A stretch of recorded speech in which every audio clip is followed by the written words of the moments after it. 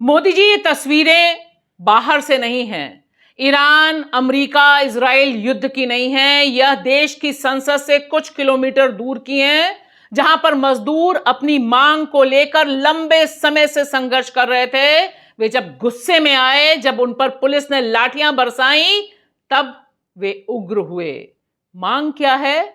बहुत सिंपल सी मांग है कि उन्हें अपने हक का पैसा चाहिए।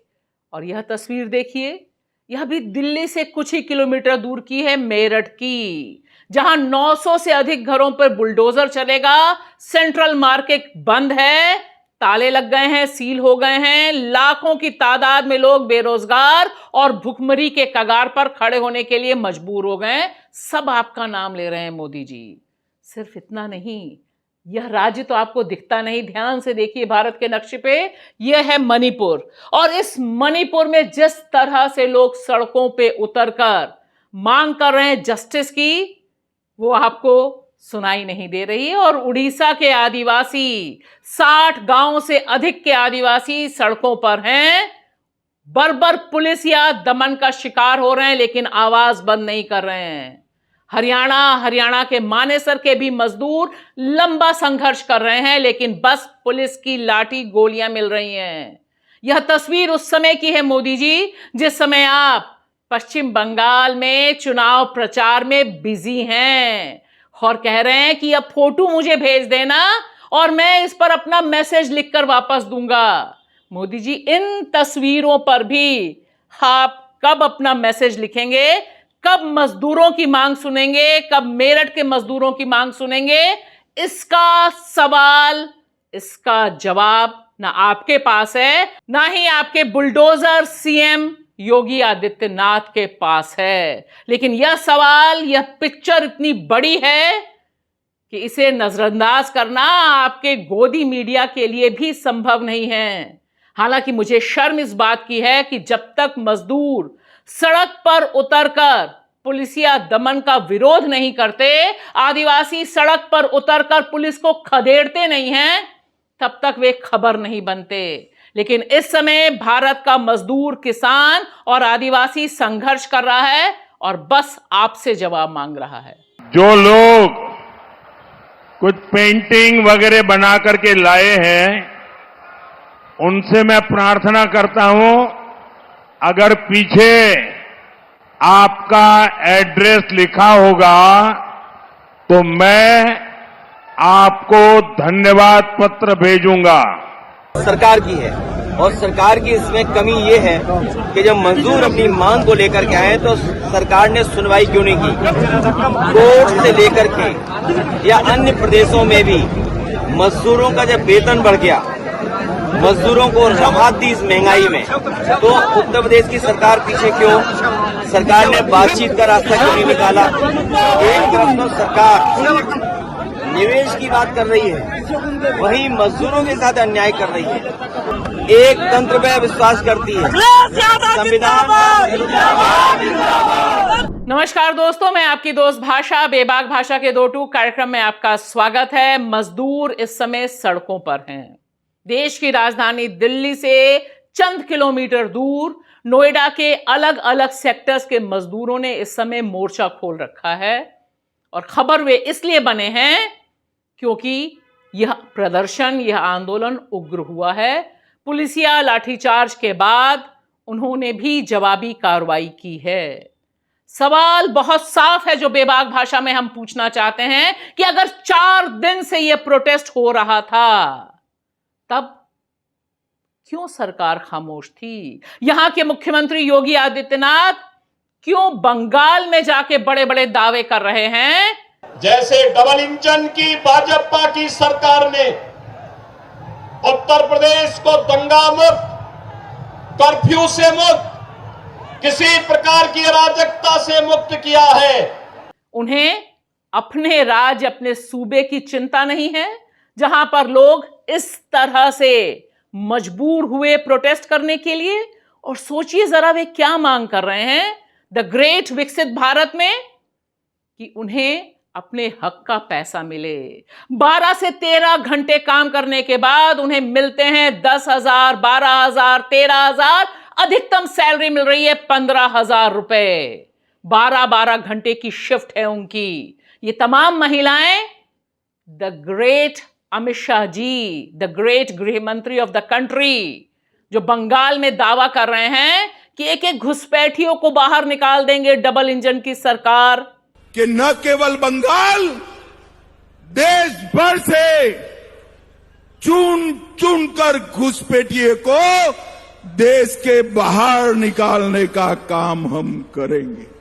आप जरा ध्यान से देखिए, ये सड़क पर उतर के जो लोग प्रोटेस्ट कर रहे हैं, ये सब इसी देश के नागरिक हैं। They are Indian citizen. वे मांग कर रहे हैं कि जब इतनी महंगाई है, गैस का सिलेंडर इतना महंगा है, एक एक किलो गैस उन्हें 400 और 500 रुपए में खरीदनी पड़ रही है, तो वो कैसे 10,000 11,000 में अपना गुजारा कर सकते हैं। लेकिन सर सैलरी बहुत कम है हम लोगों की।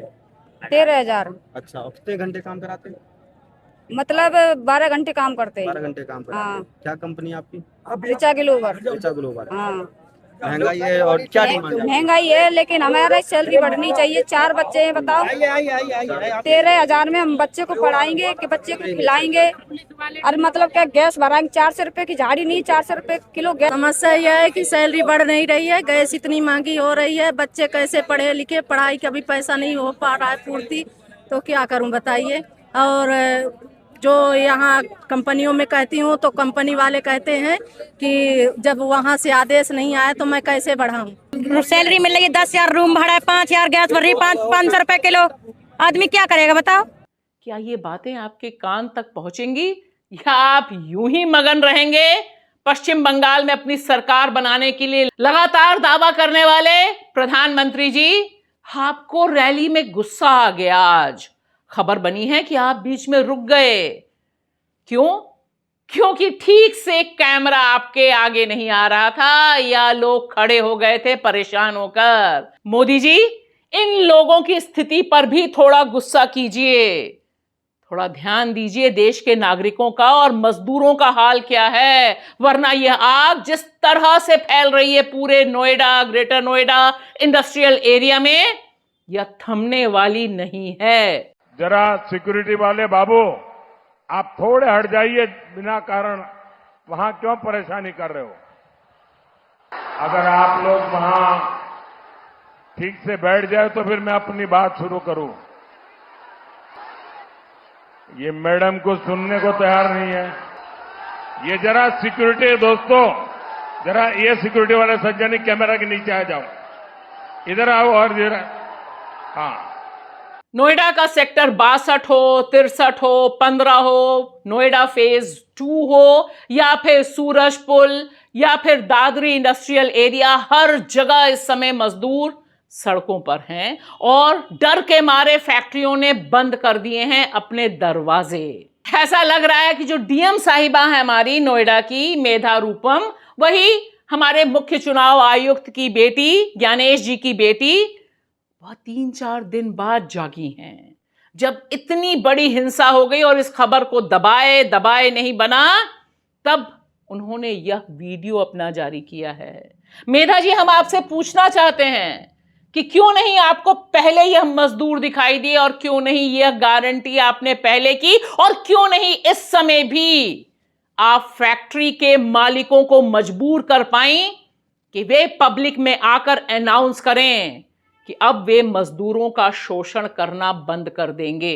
मजदूरों का दुख छुपा हुआ नहीं है। इससे पहले हरियाणा और मानेसर में जबरदस्त प्रोटेस्ट हो चुके हैं, लोगों ने फैक्ट्रियां बंद की इसी मांग को लेकर।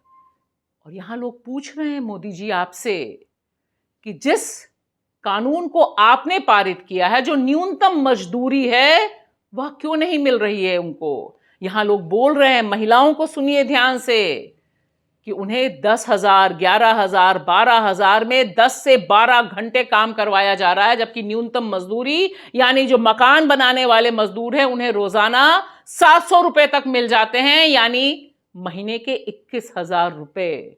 और ये महिलाएं 5-5 साल से काम कर रही हैं इन फैक्ट्रियों में, और उनका गुस्सा इसलिए भड़का है क्योंकि ना सैलरी बढ़ी, ना ओवरटाइम मिल रहा है, ना सैलरी सही से में मिल रही है, और साथ ही साथ क्योंकि गैस सिलेंडर जो आपके राज्य में जिसमें आग लग गई है, इस समय तमाम मजदूरों को 400 रुपए से लेकर 500 रुपए प्रति किलो गैस मिल रही है। घर चलाना मुश्किल हो गया, तभी ये मजदूर सड़कों पर उतरे हैं। सैलरी 10,000 है और 29 रुपए बढ़ी है सैलरी। 10,000 सैलरी है। हाँ, और 400 रुपए किलो गैस है, बताओ कैसे चलेगा। और इन लोगों को हम लोगों के पक्ष में बोलना चाहिए, तो ये कंपनी वालों की तरफ से बोल रहे हैं। कौन? ये पुलिस वाले, प्रशासन के लोग हम लोगों के पक्ष में बोलना चाहिए, नहीं बोलना चाहिए? बिल्कुल बोलना चाहिए। आपके प्रशासन हमें ये कह रहा है कि आप लोग को नौकरी से निकाल दिया जाएगा। नौकरी से क्यों निकाल दिया जाएगा ये बताइए। अगर 10,000 सैलरी हमारी है तो 10,000 रुपये में आजकल क्या होता है? 400 रुपये किलो गैस है, 5,000 रुपये रूम रेंट है, बच्चे का फीस कॉपी है, ठीक है, और भी तो खर्चे होते हैं, उतने में कहाँ चल पाएगी। तो हमारी सैलरी बढ़ानी चाहिए ना। कितनी होनी चाहिए सैलरी? कम से कम 20,000 तो होनी ही चाहिए। 20,000 से कम में क्या होगा। और मोदी जी, गृह मंत्री जी, यह मामला सिर्फ नोएडा का नहीं है, यह मामला आदिवासियों का भी है। देश की राष्ट्रपति द्रौपदी मुर्मू जी, आप भी देखिए, ये महिलाएं 59 गांवों से आई आदिवासी महिलाएं हैं। कोरापुट इलाके की ये तमाम महिलाएं, तमाम आदिवासी महिलाएं और पुरुष बस मांग कर रहे हैं कि जो सेरूबंद बांध परियोजना है, जहां वेदांता को मिला है बॉक्साइट खनन का काम, उसे तुरंत रोका जाए। लंबा संघर्ष है जिस पर जबरदस्त पुलिस दमन के बावजूद वे अभी भी मोर्चा संभाले हुए हैं। और मोदी जी, यह है भारत का मणिपुर। मैं आपको इसलिए भारत के नक्शे में दिखा रही हूं क्योंकि शायद आप और आपका तंत्र भूल गया है कि मणिपुर भारत में है। एक बार फिर मणिपुर जल रहा है मोदी जी, सुलग रहा है, लोग सड़कों पर उतरे हुए हैं, मांग कर रहे हैं कि यहां की सरकार निकम्मी है और आप कुछ भी कर नहीं रहे। लेकिन आप चुनाव में बिजी हैं, कैसे देख पाएंगे मणिपुर की इन महिलाओं का दुख। और योगी जी और मोदी जी, आप तो इस समय पोस्टर बॉय बन गए हैं मेरठ के, क्योंकि आपके सांसद अरुण गोविल तो गायब हैं। यहां पर जिस तरह से 900 से अधिक घरों पर बुलडोजर चलने जा रहा है, जिस तरह से मेरठ के सेंट्रल मार्केट को आपने बंद करा दिया है, सील करा दिया है, दुकानें बंद, अस्पताल बंद, स्कूल बंद, उससे लोगों का गुस्सा सड़कों पर उतरा हुआ है। इन लोगों को आप सुनने को तैयार नहीं। ये लोग चीख चीख कर कह रहे हैं कि इन्होंने आप ही को वोट दिया था, आपके भरोसे पर। लेकिन आज की तारीख में कोई भी भारतीय जनता पार्टी का नेता, सांसद, मुख्यमंत्री, विधायक, पार्षद, not a single person Meerut में इन लोगों के पास पहुंचा इनके दुख को सुनने तक के लिए। ये जो सवाल है इस समय डेवलपमेंट का, यह दरअसल देश का सवाल है। जो मजदूर गुस्से में उतरे हैं, आगजनी करने पर आपके तंत्र ने मजबूर किया है, आज की तारीख में देश की हकीकत को बयान कर रहे हैं। बुलडोजर इनजस्टिस है, चाहे मेरठ में चले या इन मजदूरों के ऊपर।